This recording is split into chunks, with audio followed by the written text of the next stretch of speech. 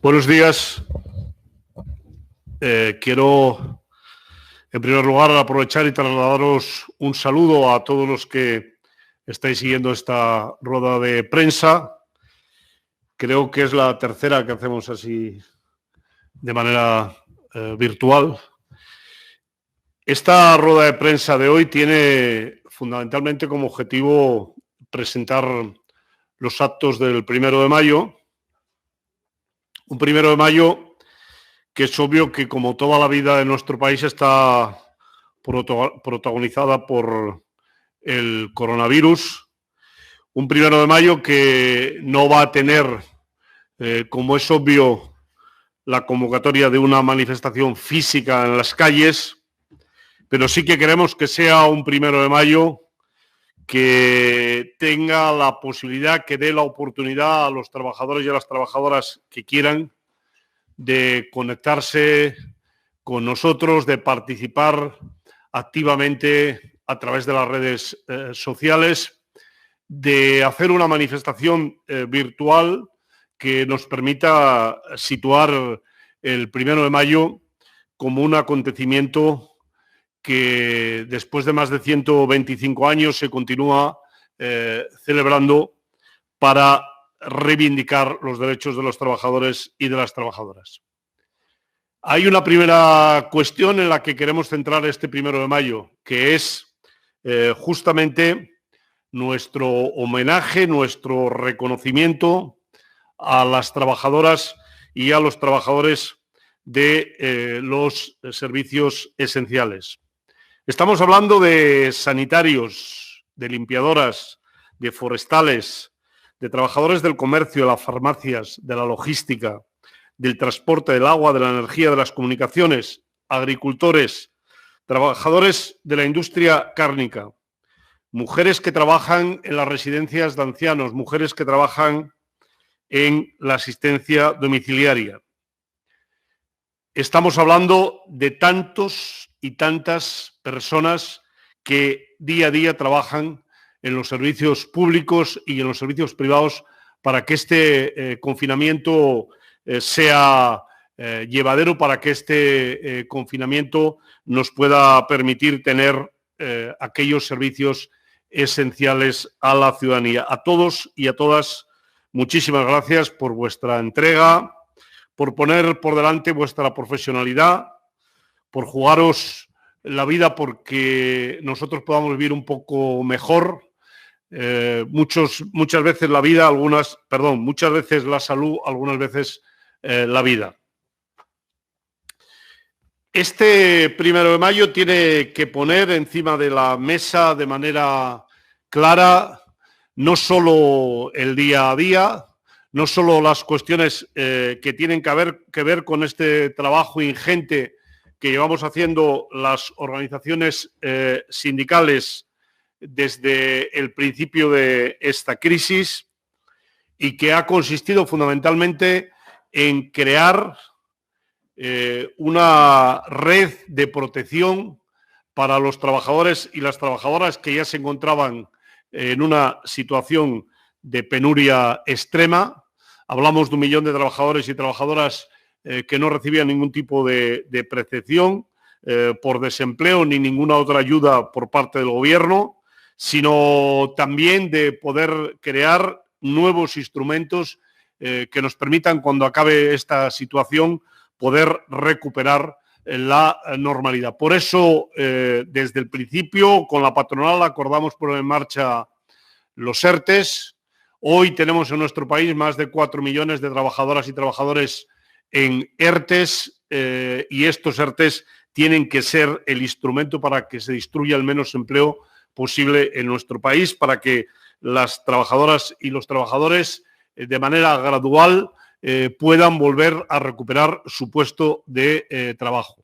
En ese sentido, nos parece que es muy importante que en esta semana podamos acordar la renovación de ese acuerdo con la COE que nos permita situar nuevos instrumentos para proteger a los trabajadores, para permitir que las empresas puedan superar esta hibernación manteniendo nuestro tejido productivo. Pero no solo eso, este 1 de mayo tiene que también representar un paso definitivo, si es posible antes. Nos gustaría celebrarlo con una renta mínima vital que permita que los trabajadores y las trabajadoras que hoy están en su casa, que están confinados, que no tienen nada, puedan acceder a un mínimo vital. Y los que estáis escuchando sabéis que hay seguramente centenares de miles, igual 1 millón de trabajadores y trabajadoras en nuestro país que no tienen ningún tipo de renta. Y a esas necesidades les tenemos que dar respuesta, y la respuesta es la renta mínima vital. Me gustaría que en este sentido no se pensara tanto en cuestiones de carácter ideológico cuando hablamos de la renta mínima vital, sino que ahora nos centremos en pensar en esas personas, en la situación que tienen esas personas y esas familias. Sin esas personas y esas familias no va a ser posible que haya una recuperación plena en nuestro país, y menos poder decir al final de esta crisis que no hemos dejado a nadie en el camino. Pero somos plenamente conscientes de que este 1 de mayo es un 1 de mayo que tiene que abrir nuevos debates o viejos debates, porque para nosotros son viejos debates. Llevamos muchos años denunciando los recortes que se han producido en los servicios públicos. Hoy, si en nuestro país no se hubieran producido los recortes que se han producido en la sanidad, no tendríamos la situación de colapso que tenemos en nuestros hospitales. Si en nuestro país no se hubiera reducido de manera drástica los recursos para la investigación, seguramente que nuestros investigadores podrían estar en una situación mucho mejor para hacer frente a esta epidemia del coronavirus. La globalización, lo hemos denunciado muchas veces, es un instrumento que solo ha estado al servicio de unos pocos, al servicio de las grandes corporaciones, no al servicio de la mayoría. Y la globalización se ha de revisar. Los países tienen que tener cubiertas sus necesidades esenciales en torno a un país o en torno a la Unión Europea.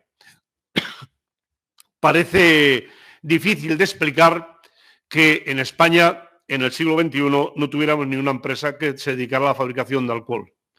Como parece difícil poder explicar que los elementos de protección esenciales no estuvieran fabricados en prácticamente ningún país de la Unión Europea. Ese es el drama que han padecido nuestros sanitarios, que han padecido las personas que han trabajado en los servicios esenciales sin elementos de producción. Es la hora del debate en relación al cambio de modelo productivo. Queremos que desde España se aborde definitivamente el cambio de modelo productivo. En buena parte, si España va a perder más en relación al Producto Interior Bruto que los socios europeos, tiene que ver con esa dependencia del sector turístico. El sector turístico es muy importante, efectivamente, pero necesitamos reforzar la industria, porque esa es la que nos va a garantizar más y mejor empleo. Quiero decir en esta rueda de prensa también claramente que España necesita recaudar más impuestos. Los que durante todo este tiempo han estado todos los días criticando la subida de los impuestos, el cobro incluso de los impuestos, son los que hoy reivindican más recursos al Estado. Es evidente que sin impuestos el Estado no tiene recursos y no los puede trasladar ni a los servicios públicos, o sea, ni a la sanidad, ni al transporte, ni a la educación, y es evidente que sin recursos públicos, sin impuestos, es imposible poder cubrir las demandas que ahora justamente algunas empresas solicitan para poder pasar este bache.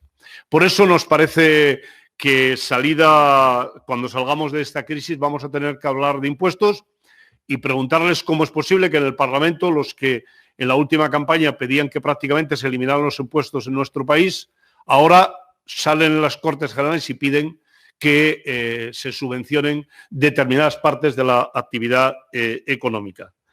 Quiero acabar mi intervención casi como empezaba, pidiendo al Gobierno de España que articule cuanto antes una renta, un mínimo vital que permita a las personas que no tienen ningún recurso que puedan sustituir, que puedan subsistir en sus casas. Es difícil estar en casa 6 semanas, pero es mucho más difícil estar en casa 6 semanas sin tener cubiertos los mínimos vitales. Y hoy hay personas en nuestro país que no lo tienen. Por eso me parece especialmente importante pedir al Gobierno que ponga en marcha de manera inmediata este mínimo vital y pedir a la sociedad que mire a esas personas, especialmente a la sociedad que debería de mirar más a esas personas. No entiendo algunas manifestaciones que se han hecho en los últimos días en el entorno de la renta mínima vital, que no se preocupen, que Cáritas tendrá su espacio. Pero el espacio tiene que ser el espacio del derecho.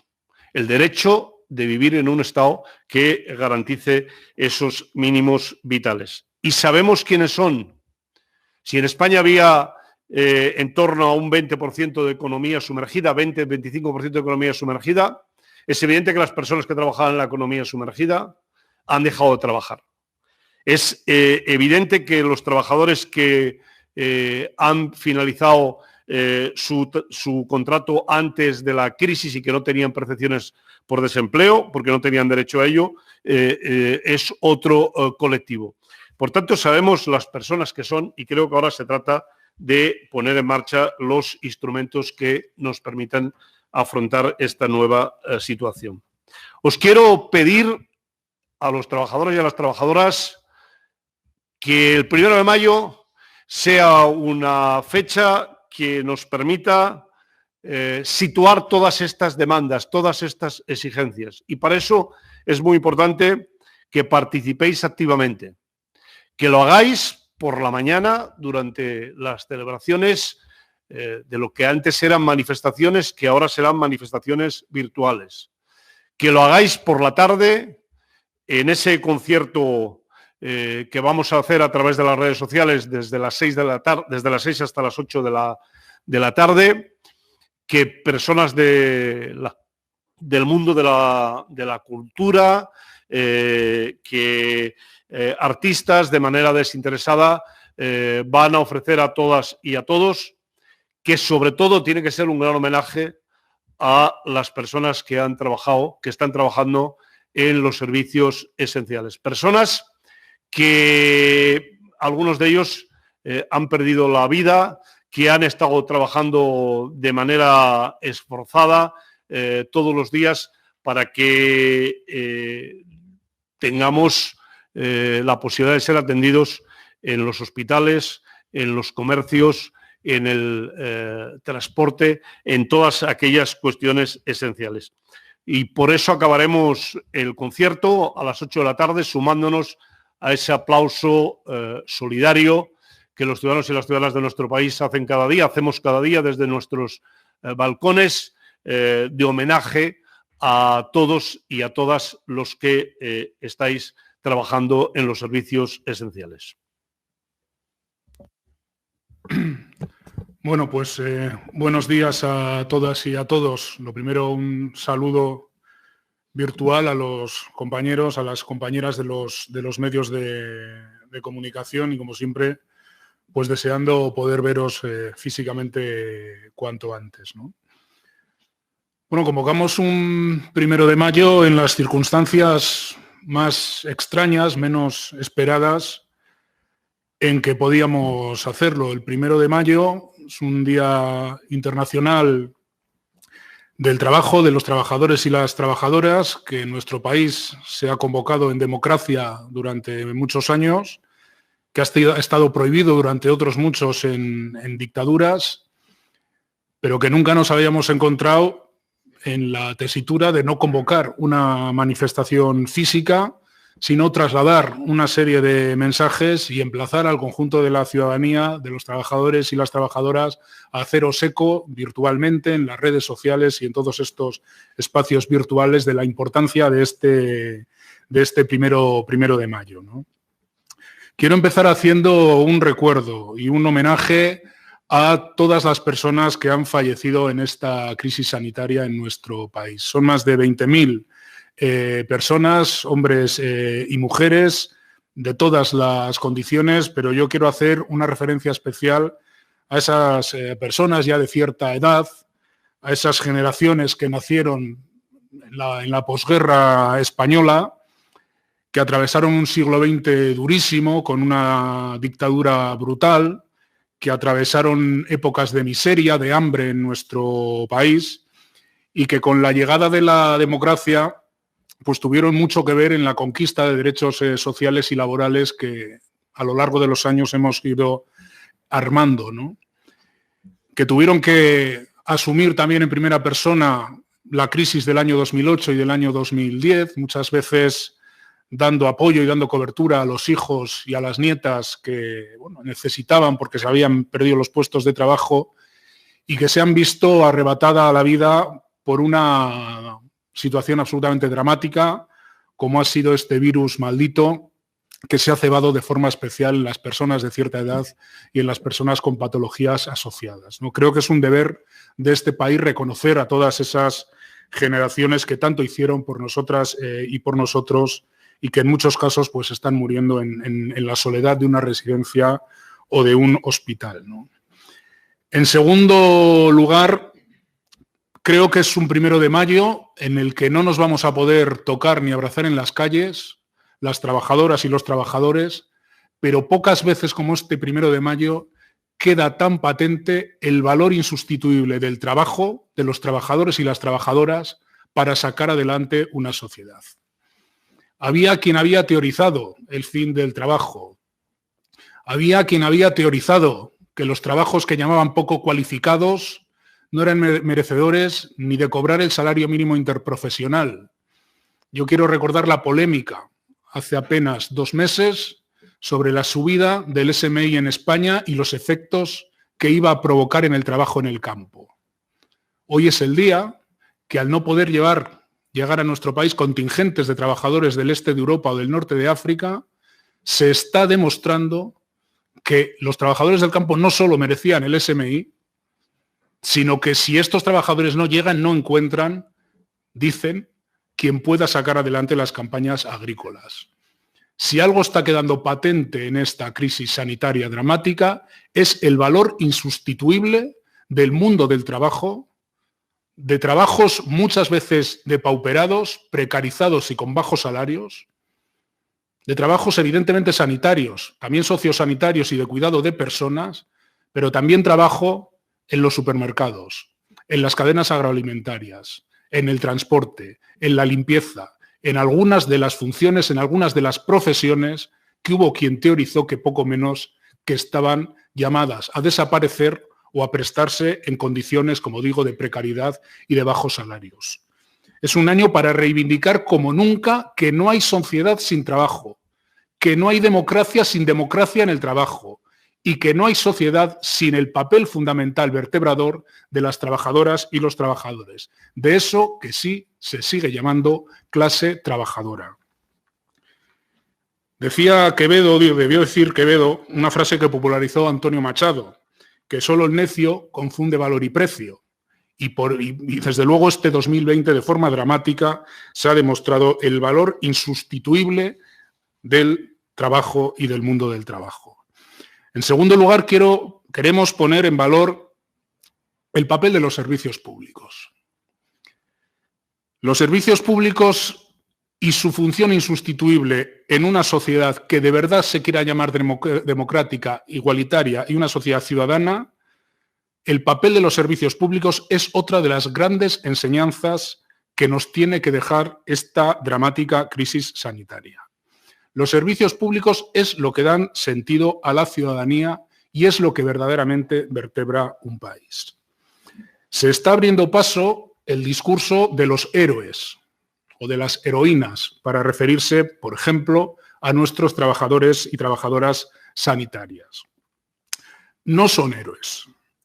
El personal sanitario, sociosanitario o de atención a los cuidados son profesionales extraordinarios, gente que se está jugando su salud y a veces su vida, precisamente por eso, por salvar vidas de otros. Pero seguramente también están haciendo eso el personal sanitario, por decir en un sitio, de Estados Unidos. Seguramente son tan héroes como el personal sanitario español. La diferencia es que aquí contamos con un sistema público de sanidad. La diferencia es que toda la ciudadanía tiene derecho a poder acceder a un sistema público de sanidad. La diferencia es que un Estado como es España ha decidido que pone 70.000 millones de euros al año que pagamos a través de los impuestos para tener un sistema de sanidad público que hace que cuando una persona esté enferma solo tenga que pensar en cómo se cura y no en si puede pagar el tratamiento en función de lo que tiene en la cuenta corriente. Ese es el gran valor de los servicios públicos. Profesionales que lo están dando todo y cobertura universal a la población, financiada con impuestos que se detraen de la ciudadanía y de las empresas en cantidad, en nuestra opinión, dicho sea de paso, insuficiente. Y claro que queremos recordar de una forma primordial al personal sanitario y sociosanitario, pero también al de otras administraciones públicas. Hoy, tal día como hoy, en España, se están tramitando una barbaridad de solicitudes de prestación como nunca habíamos conocido en nuestra historia. 4 millones y pico de trabajadores afectados por más de medio millón de ERTEs. Más de 1 millón de autónomos y de autónomas que quieren cobrar su prestación por cese de actividad. Ha habido 900.000 personas, 800 y pico mil menos cotizantes en la Seguridad Social. Hay cientos de miles de personas que están tramitando nuevas prestaciones que se han puesto en marcha en esta crisis.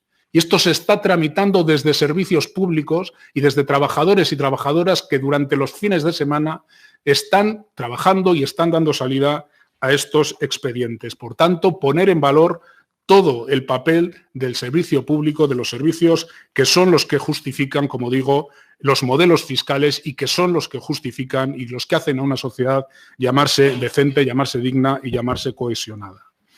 El 1 de mayo siempre, lógicamente, es una fecha de reivindicación y aunque estemos en condiciones absolutamente singulares, continuamos haciendo una fecha fundamental de reivindicación laboral y reivindicación sindical.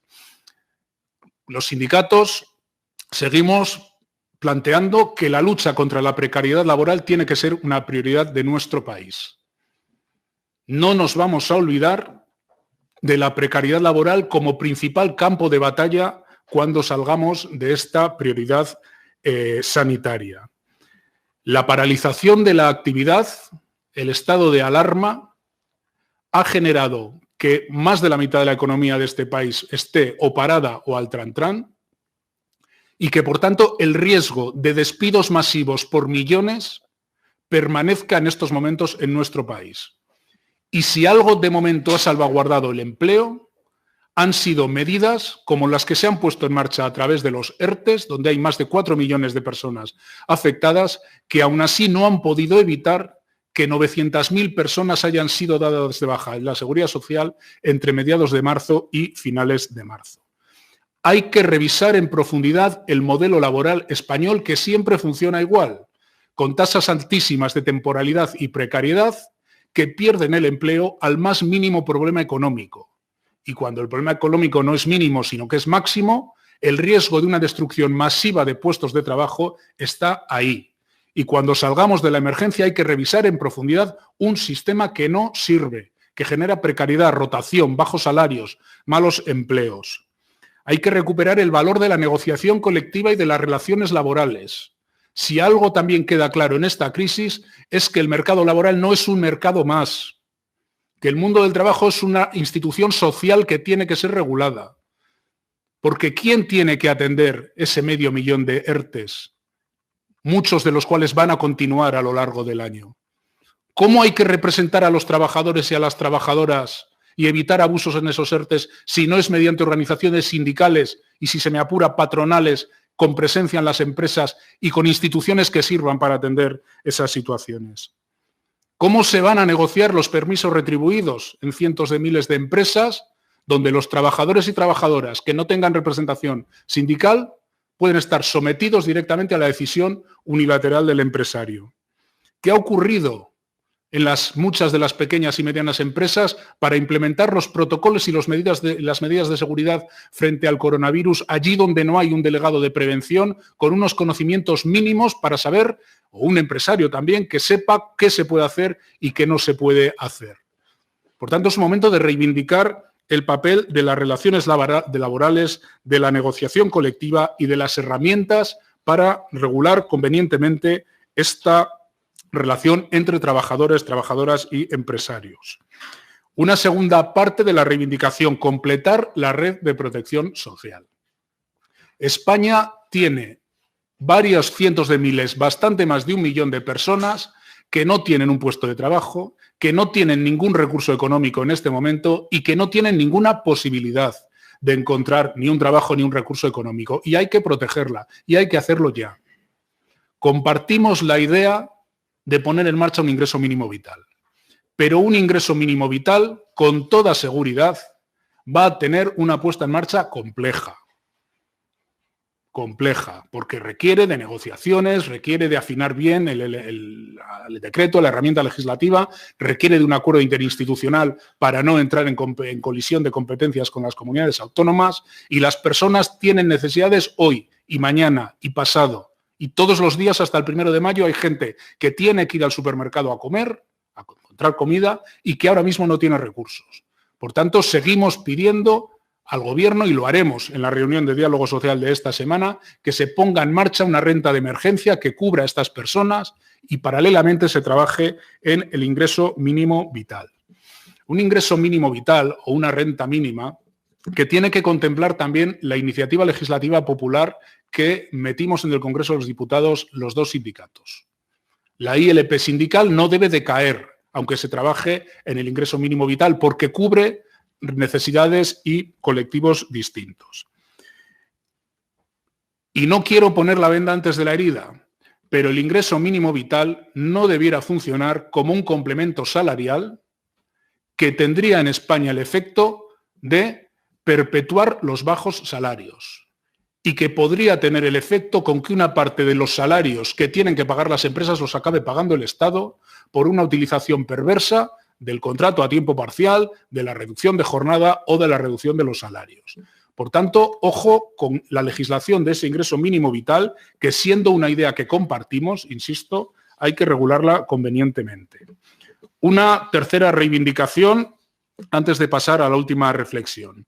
Creo que España necesitará una auditoría sobre el funcionamiento en la crisis de los servicios sanitarios, de los servicios sociosanitarios y los servicios de atención a la dependencia y a las personas. ¿Cómo estaban estos servicios en cuanto a dotación de personal? ¿Con qué ratios se ha trabajado? ¿Con qué instrumentos se ha trabajado y con cuáles no se ha podido trabajar porque no los tenía nuestro país? ¿Y qué tipo de gestión se ha llevado desde el ámbito público, desde el ámbito privado y desde el ámbito concertado? Y a partir de esa auditoría, tomar decisiones a la luz de los datos que salgan. Hay que dotar de más recursos humanos a nuestro sistema sanitario y sociosanitario. Y hay que desbloquear OPEs para contar con los trabajadores y las trabajadoras que sean necesarios. España no puede volver a las tasas de interinidad permanente que ha tenido en sectores como el sanitario. Hay que estabilizar definitivamente a las plantillas. Con los suministros básicos pasa lo mismo. No podemos tener una recaída en una crisis como el coronavirus, el COVID-19 u otras sin tener una industria que nos proporcione suministros básicos en herramientas que habrá que identificar, que han sido los respiradores o que han sido las mascarillas. España necesita revisar su política industrial a la luz de las deficiencias que esta crisis ha dejado patentes. Y por último, a la luz también de esa auditoría, hay que plantearse en serio la publificación de toda la gestión de atención sanitaria y sociosanitaria de nuestro país si los datos demostraran que ha habido una gestión deficiente en servicios externalizados por bajo coste, por baja inversión o por exceso de beneficios en las empresas que hayan podido gestionar estos servicios, como las residencias. Y como no nos gusta hablar por hablar, pediremos, creo que es de recibo, que España tenga una auditoría en ese terreno. Y por último, algo que nos parece fundamental en este momento, la posición de España en Europa. Este tema a veces parece un poco accesorio o un poco secundario y ahora mismo es capital para definir el futuro de nuestro país.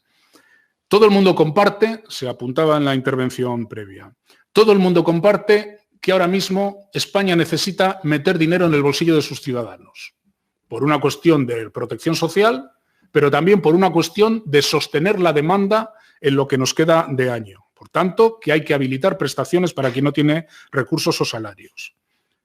Todo el mundo compartimos que hay que insuflar toda la liquidez que haga falta a las empresas, particularmente a las pymes, para evitar que desaparezcan en esta situación tan dramática. Y esto lo dicen las organizaciones empresariales, pero también lo decimos los sindicatos. Y todo el mundo comparte que vamos a necesitar en el medio plazo o en el corto medio plazo una potentísima palanca inversora para la reactivación de la economía. Si hay que hacer todo esto, primero hay que replantear la fiscalidad del país en el medio plazo. Hay que replantear la fiscalidad porque si esto hay que pagarlo, evidentemente tiene que haber un sistema fiscal mucho más ofensivo que el que tiene España en este momento. Pero en el corto plazo lo que va a ocurrir sí o sí es que nuestros datos de PIB, de deuda y de déficit se van a deteriorar de una forma intensa. Y para que nos hagamos idea de la dimensión del problema que tenemos si Europa no da la respuesta pertinente que tiene que dar. Hoy en día nuestro país tiene un coste medio por intereses de la deuda que se paga al 2,3% de media y que suponen 28.500 millones anuales. Si la deuda pública en nuestro país se incrementara en 20 puntos, pasaríamos a pagar unos 34.500 millones de euros al año. Pero al 2,3%. Si la deuda española se deteriora como se deterioró en el año 2011 porque no hay una respuesta europea y llegamos a un tipo de interés medio del 4%, por encima del 4%, como entonces ocurrió, nos iríamos a un gasto por intereses de la deuda por encima de los 62.000 millones de euros. Recordar, 70.000 millones de euros es lo que paga España en todo su sistema sanitario al año. Por tanto, estamos hablando de una cosa muy seria. Y Europa no puede repetir el esquema de respuesta a la crisis del año 2010-2011.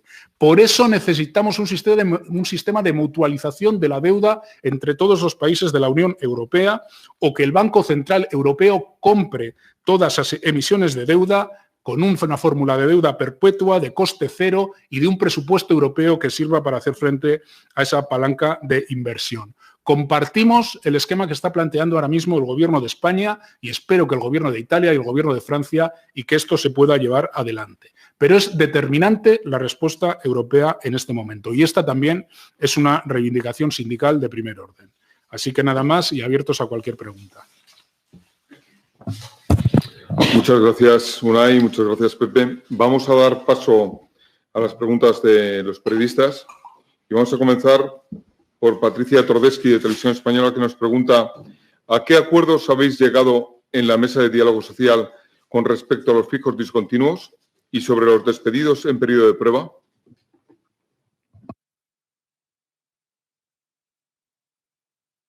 En realidad no se ha cerrado más acuerdo que el que teníamos al inicio de la crisis y en ese sentido las negociaciones estaban abiertas el viernes y continúan abiertas hoy. Sí, se solicitó que todos los trabajadores fijos discontinuos fueran incluidos, los ERTEs que pudieran ser incluidos. Había algún déficit legislativo en ese terreno y parece que se soluciona hoy en el Consejo de Ministros. Pero como dice Pepe, no ha habido más acuerdos porque si no los hubiéramos hecho públicos. Sí, Raquel Pascual, de 5 días, pregunta, ¿nos pueden dar algún detalle de las negociaciones con la patronal para renovar el acuerdo de ERTE? ¿Quieren que se renueve los ERTE por fuerza mayor o convertirlos en ERTE por causas productivas?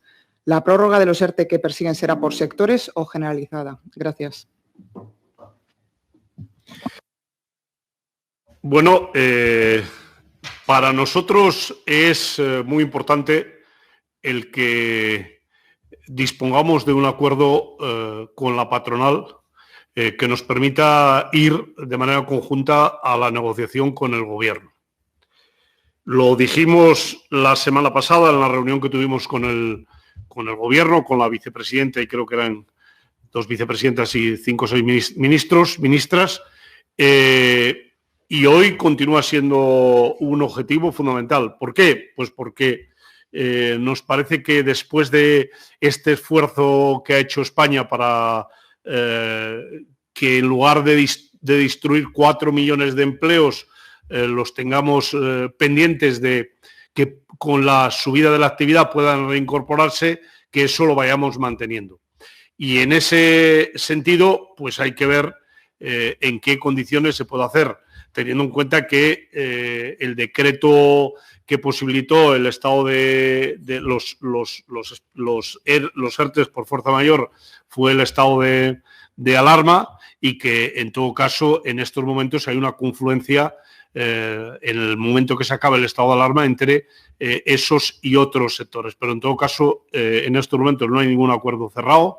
Yo creo que esta semana se nos acaba el plazo para poder llegar a un acuerdo, porque el Gobierno efectivamente quiere legislar, y espero y deseo que antes del viernes lo podamos tener cerrado.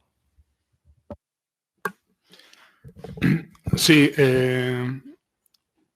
vamos a ver, no queremos dar mucha cuenta de los términos de la negociación, como hemos hecho en otros momentos y en otras fases más normalizadas del diálogo social, porque bueno, creo que explicar muy en el detalle cómo están las cosas lo único que hace es entorpecer las negociaciones, ¿no? Pero yo creo que hay una base común sobre la necesidad de que los ERTEs sigan ejerciendo un papel fundamental para evitar despidos, que va a haber que trabajar, lógicamente, con los ERTEs de fuerza mayor y los de causas objetivas en el próximo tiempo, y que además, como iremos a una recuperación paulatina de la actividad, con toda seguridad habrá que combinar ERTEs de suspensión, de aquellas actividades que directamente sigan paradas, con otros ERTEs de reducción de jornada que permitan de manera paulatina incorporar a los trabajadores en función del ritmo de recuperación de la actividad. Y creo que la idea de dotarnos de criterios para hacer correctamente esa transición, desde luego, Comisiones Obreras, UGT, COE y CEPIME, tenemos un interés compartido, y el gobierno también. Ahora tenemos que ver cómo lo hacemos, ¿no? Pero no quiero profundizar mucho más para no entorpecer la marcha de la negociación, que, como se decía, pues esta semana tendrá que llegar a un acuerdo o descartarlo, ¿no? Alicia García de Paz, de La Vanguardia, les pregunta que si pueden detallar la propuesta sindical sobre la desescalada y qué tipo de ayudas por sectores, como en el caso del turístico. Bueno, es que si tenemos abierto el proceso de negociación, quiere decir que no podemos detallar más allá de aquellos acuerdos específicos, como en el caso del sector del turismo, digamos, los hoteles. Han cerrado las organizaciones sectoriales de nuestros sindicatos y la propia organización empresarial. Creo que ese es un buen ejemplo de la necesidad de poder avanzar en criterios de cómo se tiene que ir produciendo la desescalada o la deshibernación para conseguir el objetivo, que es que se mantenga la actividad y los puestos de trabajo. Es justamente en el sentido que vamos a trabajar con un paraguas global, con un acuerdo con la COE, repito, si es posible, porque efectivamente se tendría que dar esta semana, y que después pues tiene que tener una plasmación sectorial, que a mí me parece que aproxima mucho más las necesidades de las empresas, que aproxima mucho más a que podamos identificar con precisión cuáles son los elementos que nos van a permitir poder mantener la actividad y los puestos de trabajo. Yo, al hilo de la pregunta, quisiera hacer un matiz, ¿no? Vamos a decir, la propuesta de desescalada no es propiamente de las organizaciones sindicales, ni tampoco creo que patronales. La propuesta de desescalada de la actividad económica del país tiene que seguir guiándose básicamente por los criterios de precaución sanitaria y por los criterios para evitar un rebrote del contagio de la pandemia, y en previsión de eso somos conscientes de que vamos a ir a una desescalada tendida en el tiempo y parcial, y seguramente en distintos tiempos en función de los sectores económicos y quizás también hasta con alguna pluralidad territorial en función de variables que no les corresponden determinar a los sindicatos, sino a quien analice, a quien sabe de pandemias y a quien sabe de epidemiología. El trabajo en el que estamos instalados los agentes sociales es en que, ante la evidencia de que esto va a ser un proceso paulatino, vayamos adaptando las herramientas que nos hemos dotado, básicamente todo lo que tiene que ver con los ERTEs, para acompañar ese proceso de recuperación paulatina de la actividad. Y es ahí en donde estamos instalados, ¿no? Porque va a depender de variables que ahora mismo las organizaciones sindicales no tenemos. Es decir, se va a producir una apertura paulatina de la hostelería, de la hotelería o de las residencias turísticas. Es evidente que va a ser de una forma paulatina. Pero en función de los criterios en los que esto se haga, si va a haber distancias de seguridad, si va a haber limitaciones de aforos, que no lo sabemos, sabemos que la actividad se va a retomar a pocos, por tramos, y entonces hay que adaptar las herramientas laborales para evitar los despidos. Este es un poco el esquema en el que trabajamos. Y luego sobre las ayudas o sobre las necesidades de palancas de inversión a las que nos referimos en sectores tan importantes para la economía española como el turismo, creo que esto, claro que el diálogo social tiene que jugar un papel, pero yo creo que muchas de estas medidas son las que tienen que formar parte de ese pacto de Estado tan importante que tiene que afrontar este país, que debiera ser un pacto social, pero que debiera ser también un pacto político y un pacto interinstitucional. Yo creo que esta es una medida de mucho más recorrido, porque además no va a ser solo el sector turístico, tienen que ser otros sectores y otra serie de medidas, pero ya más pensando en esa fase de reconstrucción o de reactivación económica, quizás sea más afinada la expresión, ¿no? Laura Olías, del diario.es, pregunta: insisten en la petición de una ayuda de emergencia ya, antes de que funcione el ingreso mínimo vital. ¿Qué les dice el Gobierno? Porque el ministro Escrivá dice que poner en marcha algo temporal también es muy complejo y lleva tiempo. Bueno, ¿qué nos dice el Gobierno? Lo conoce toda la opinión pública, lo conocen los ciudadanos y las ciudadanas de este país, porque este Gobierno, otra cosa no, pero transparente en ese sentido y con más de una opinión, sabemos que hay. En todo caso, nosotros nos seguimos guiando por la opinión de la máxima autoridad con la que hemos hablado de esta materia, que es el vicepresidente segundo del Gobierno, el señor Pablo Iglesias, que en una videoconferencia con las organizaciones sindicales se comprometió a que la renta, o sea, el mínimo vital de emergencia se pondría en marcha. Seguimos confiados en la propia palabra de la ministra de Hacienda, que hace unos días habló de que se iba a poner en marcha en el mes de mayo, y sobre todo también de la voluntad política del presidente del Gobierno de no dejar a nadie atrás. Si no ponemos en marcha ese mínimo vital, es evidente que va a haber muchas personas que van a quedar atrás, que están quedando atrás, que en estos momentos tienen dificultades. Yo creo que va a ser posible ponerla en marcha, sobre todo por la gran presión social, por el papel de las organizaciones sindicales y de la sociedad en general, que no acepta que haya 1 millón de ciudadanos y ciudadanas en nuestro país que no tienen un mínimo para poder subsistir. Yo creo que determinar el universo al que se aplica un ingreso mínimo vital o determinar el universo al que se pudiera aplicar, por ejemplo, la iniciativa legislativa popular, tiene unos caminos requiere de unos contrastes de datos entre encuestas que se hacen y los datos que pueda tener Hacienda. Tiene que ver también con las listas de demandantes de empleo, que era uno de los requisitos, por ejemplo, de la ILP sindical, y tiene una determinada complejidad.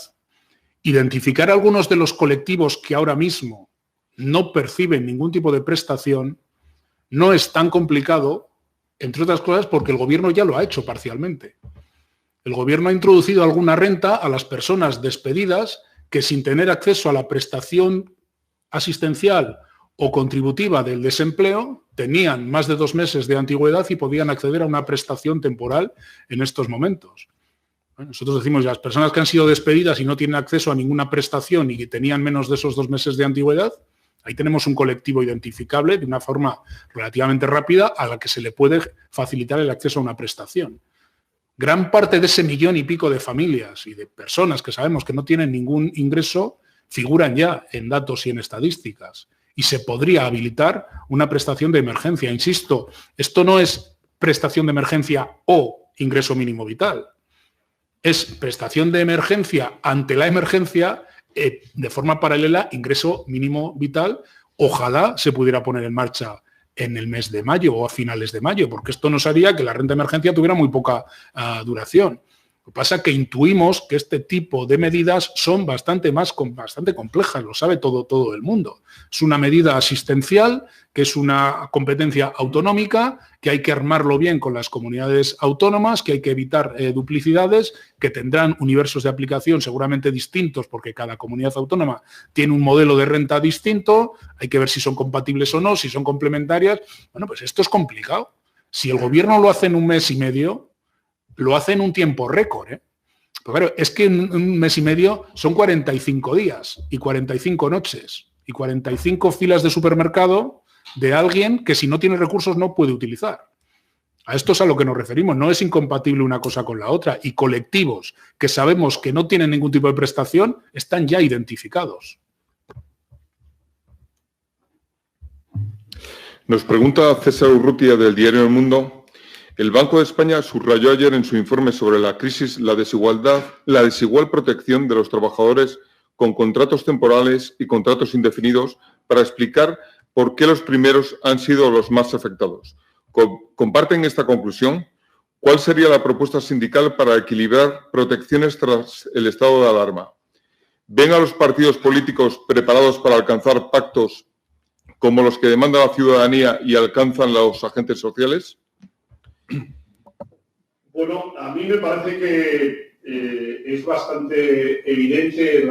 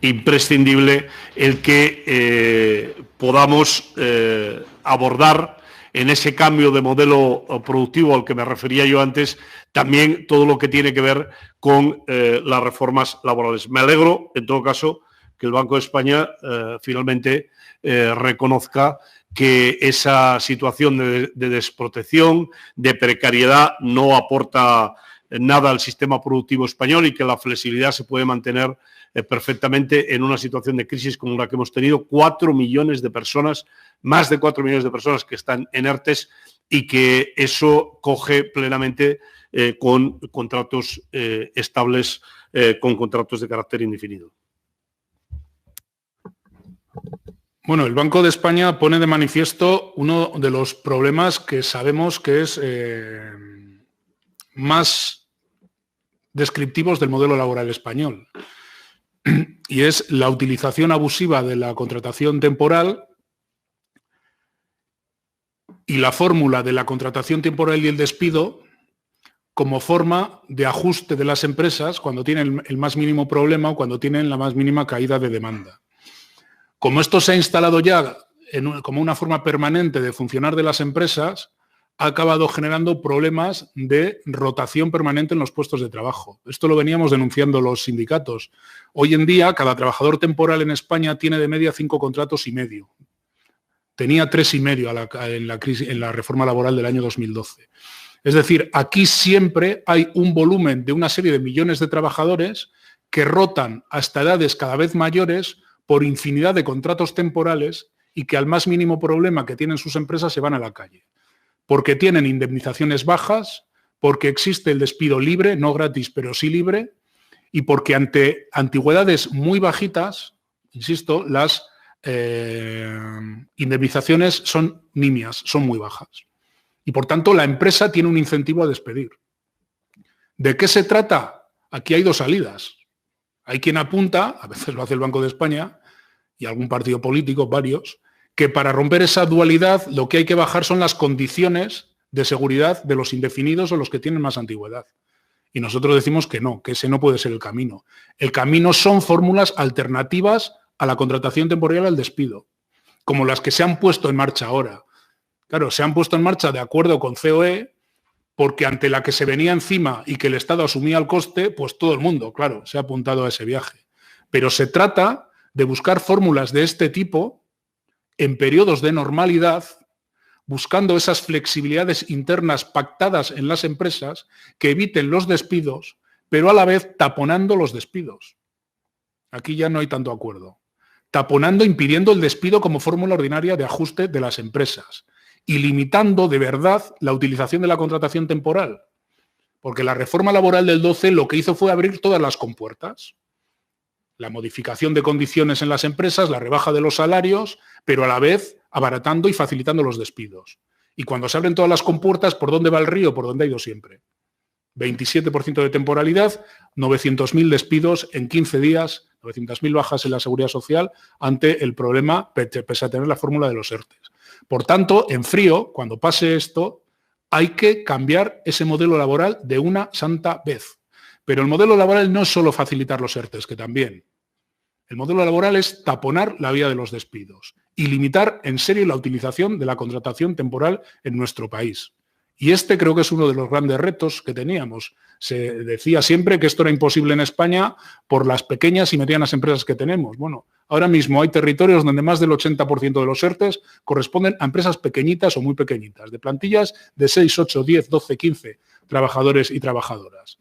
Por tanto, se ha podido utilizar esta fórmula. Lo que pasa es que hay que hacerlo en situación normal, con mucho más control y con la contrapartida de no recurrir al despido. Y aprovecho para dejar una cosa que no viene a colación de la pregunta, pero no me resisto a decirla, porque he oído más de una vez que estos ERTES que se están utilizando fueron puestos en marcha por la reforma laboral del año 2012. Esto no voy a decir que es un bulo, pero simplemente no es cierto. Los expedientes de regulación temporal de empleo son tan viejos como la legislación española en materia laboral que está vigente. Se utilizaron en la crisis del 2009, del 2010, sobre todo en los sectores industriales. No es cierto. La reforma del 12 lo único que hizo fue eliminar controles sobre la utilización de los ERTES y de los ERES, de los que despiden. Es decir, esto que decía yo antes de abrir todas las compuertas. Y sobre la otra parte de la pregunta, bueno, yo creo que no es el momento de hacer una valoración sobre cómo opinamos políticamente que se van a situar los partidos ante la necesidad de un pacto de Estado, por eso de no poner ventas antes de la herida. Creo que lo que toca es apostar por ese pacto de Estado. Lo que toca es que si finalmente el Partido Popular se ha avenido a participar de esa negociación, decir que esto es una buena noticia, y apostar por ese pacto de Estado. Creo que no vamos a profundizar de momento más en ese terreno, porque lógicamente hasta que no tengamos la convocatoria y podamos expresar al Gobierno, creo que no sería bueno empezar a especular sobre qué planteamientos vamos a hacer en esas negociaciones. Vamos a empezar las casas por los cimientos, pero en todo caso, más allá de cómo opinemos que se vaya a situar cada partido, oye, si hay disposición a hablar, vamos a intentar ese gran acuerdo que creo que necesita España, ¿no?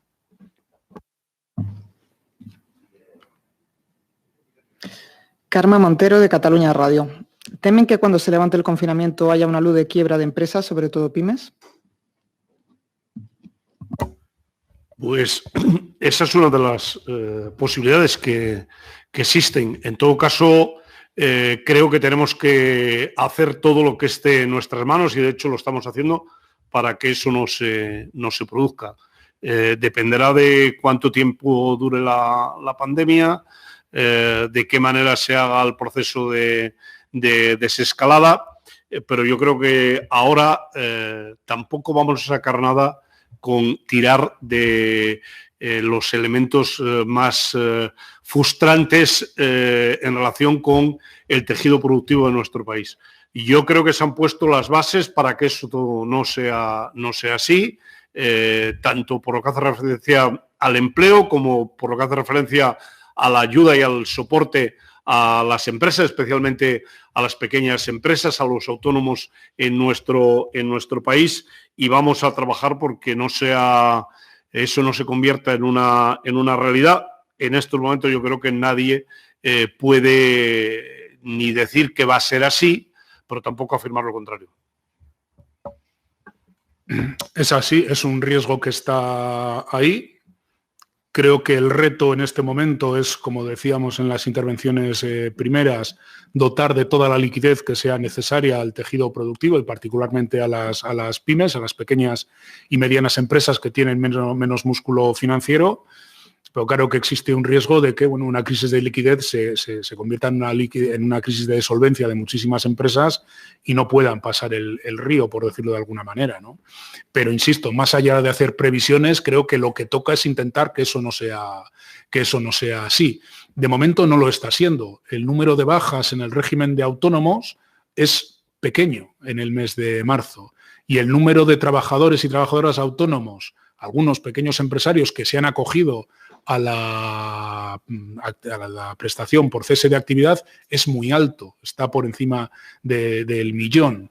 Quiere decir que las condiciones, que las prestaciones, que los procedimientos que se han puesto encima de la mesa, de momento están oxigenando esta paralización de la actividad. Pero claro, nadie puede hacer afirmaciones muy categóricas, primero porque no sabemos cuánto va a durar esto, si va a haber recaídas y ante esto, pues desde luego los sindicatos, más que aventurar posibles desastres, creo que estamos en la obligación de tratar de evitarlos, los sindicatos, el gobierno, las organizaciones empresariales, ¿no? Y en este momento, para evitar esa cadena de quiebras y de pérdida de solvencia de las empresas, creo que hay que nutrirlas de toda la liquidez que sea necesario y creo que se están haciendo bastantes cosas en ese terreno, ¿no? Intentaremos pasar el río porque evidentemente mucho del empleo de nuestro país depende de ese tejido de pequeñas y medianas empresas, claro. Agustín Millán, de Diario 16, les pregunta, el Consejo de Ministros tiene previsto aprobar esta mañana una serie de medidas urgentes complementarias para apoyar la economía y el empleo, y entre ellas se incluyen la prórroga de 2 meses del teletrabajo, el reconocimiento de la prestación del paro para los despedidos en el periodo de prueba y también supeditar el pago de impuestos a la consecución de financiación avalada por el Estado y el rescate de los planes privados de pensiones. ¿Qué valoración hacen de estas medidas y si creen que van en la buena dirección para la reconstrucción y recuperación en la forma y el fondo y lo más rápidamente posible? Yo creo que vamos a tener ocasión de hacer una valoración cuando estén publicadas en el BOE y conozcamos efectivamente en qué consisten estas medidas. En todo caso, desde el primer momento manifestamos al Gobierno el tema de los trabajadores a prueba y los problemas que eso representaba para poder acceder a alguna de las prestaciones establecidas. Si hay un reconocimiento y además este reconocimiento tiene carácter retroactivo, me parece que sería altamente positivo, porque este es un colectivo de trabajadoras y de trabajadores que no contempló la norma del Gobierno, y no porque no lo hubiéramos planteado, que las organizaciones sindicales lo planteamos desde el primer momento. En relación con los fijos discontinuos, hay un problema de aplicación en algunas partes del país, así como está funcionando bien, en otras hay sitios donde no está funcionando, y por tanto yo creo que se trata de abrir la posibilidad de que los fijos discontinuos, para poder acceder al ERTE correspondiente de la empresa correspondiente, no tengan que contar obligatoriamente con la llamada por parte de la empresa. En todo caso, cuando lo conozcamos, creo que podremos opinar con más conocimiento de causa, porque estos decretos no van negociados y pactados con las organizaciones sindicales y empresariales. Sí, yo simplemente me quedo un poco con eso. Una de las enseñanzas menores, si se quiere, de esta situación también es no hacer muchas valoraciones de los decretos hasta no leerlos. Muchas gracias, Pepe. Muchas gracias, Unai. Vamos a dar fin a esta rueda de prensa. Damos también las gracias a todos los y todas las periodistas que nos han seguido, y les recordamos que en la web de Comisiones Obreras y de UGT tienen a su disposición el manifiesto que ambos sindicatos han redactado en relación a este 1 de mayo. Muchas gracias a todos.